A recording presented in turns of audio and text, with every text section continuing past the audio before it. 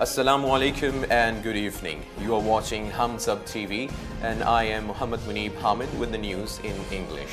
Dr. Asim's name to be struck off ECL.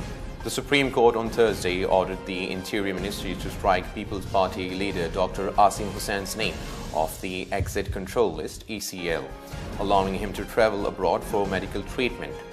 Justice Mashir Alam and Justice Qazi Faiz Isa heard the case regarding the removal of Dr. Asim's name from the no-fly list. NAB set to proceed against Dar in Hudaybiyah case. The news seems to be tightening around incumbent Finance Minister Ishaq Dar after the National Accountability Bureau decided to reopen the Rs 1.2 billion Hudaybiyah paper mills reference against him. This will be the second mega corruption case against Mr. Dar being investigated by NAB, following the reference filed against him in the wake of the Panama Papers case judgment.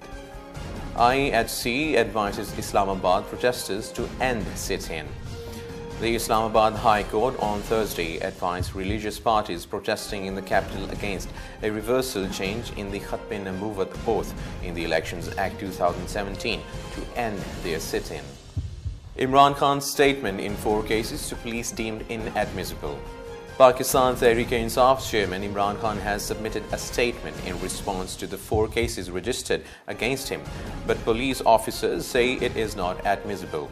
An anti-terrorism court had directed the PTI chief to become a part of investigation in the cases registered against him when he appeared before it on Tuesday. Legal assistance to Pakistan is detained abroad sought from Supreme Court. The Supreme Court on Wednesday was approached with a request for directions to the federal government to chalk out a framework to provide legal assistance to Pakistani inmates detained in prisons abroad. The president of the Welfare Society for Overseas Pakistanis writes, Muhammad Dawood and Sakina Bibi, the mother of a prisoner detained in Thailand, filed a petition requesting the court for directions in this regard.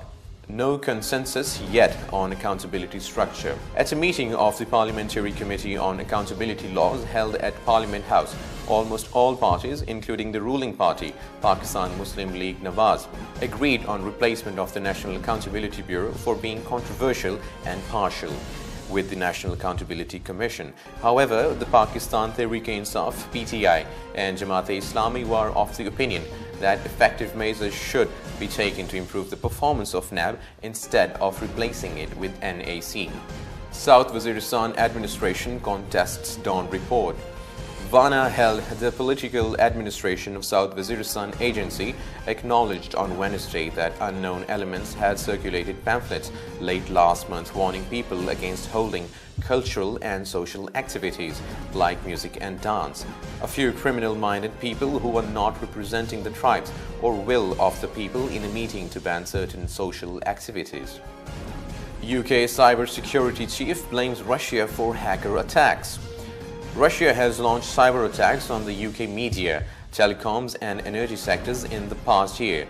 Britain's cybersecurity chief on Wednesday amid reports of Russian interference in the Brexit referendum. Russia is seeking to undermine the international system. That much is clear, Karen Martin, head of Britain's National Cybersecurity Centre, said at a London tech conference, according to his office. UK must act to unblock Brexit talks. A leading member of the European Parliament met Prime Minister Theresa May on Wednesday, warning that Britain needs to do more to settle the terms of its divorce from the European Union or risk negotiations being delayed even further. Foreign investment jumps by 74%.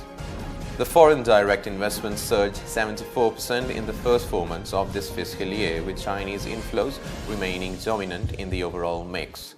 The State Bank of Pakistan reported on Tuesday that the country received $939.7 million FDI during the July-October period of 2017-18, compared to $538.7 million in the same period last year.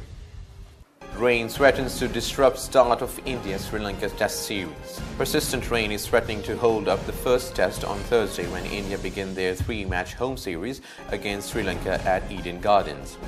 The sides met only recently when India toured Sri Lanka in July and August and emphatically won 3-0. Weather. Mainly cold and dry weather is expected in most parts of the country. However, rain, thunderstorm with light snowfall over the hills is expected at a few places in Malakand, Hazara, Peshawar, Lahore divisions, Upper Fata, Kashmir and Gilgit-Baltistan. That's all for now. For more news and updates, keep watching HumSub News. Take care.